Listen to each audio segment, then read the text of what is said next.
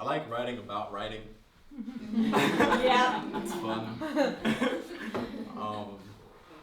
It makes language itself feel unfamiliar. There was once this dog at my friend Kaylin's house, and it literally was a pit bull that would not jump off the floor, and it was afraid to go down the steps. It seemed as if it were afraid of falling, is what I would assume. And I could only imagine the story it took to get the dog that way, right? Like, I could only imagine what that dog might have went through, and I came up with a poem for what might have happened.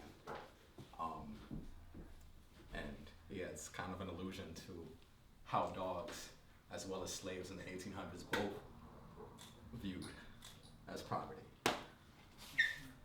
And dogs from the dark don't have a name for appendages. They don't have a name like appendages for our extensions of self. And I could not tell you exactly how dark. Because how do us dogs put this dark into our mouth and hand it to you without a language stained like English?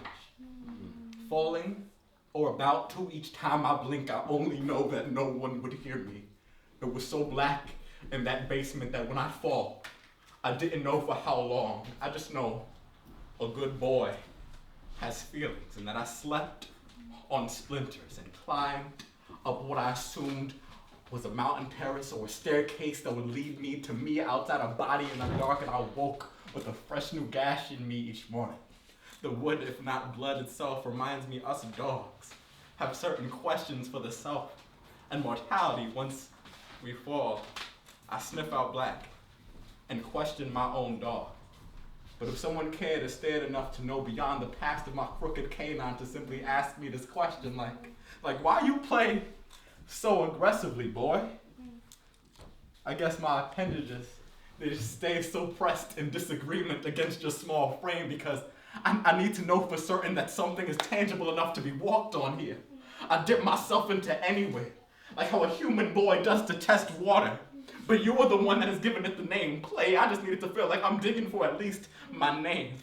If I could imagine a heaven for dogs, like reparations, it would land during us falling, but instead upward, mountainside, up the side, and to a top of endless names. And there like a god, you hold whole names like hands. And hallelujah, for that which keeps my neck and teeth away from yours. And I guess here, I await the dark of your mouth to give me at least the name for some part of me.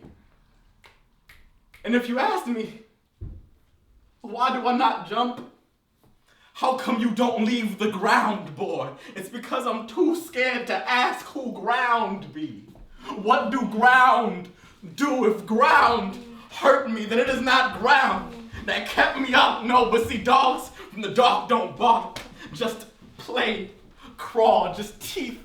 Love here, perhaps I could call you mine, and you could call me mine, and perhaps in English this means we still have and we have lost all that could have been ours in English.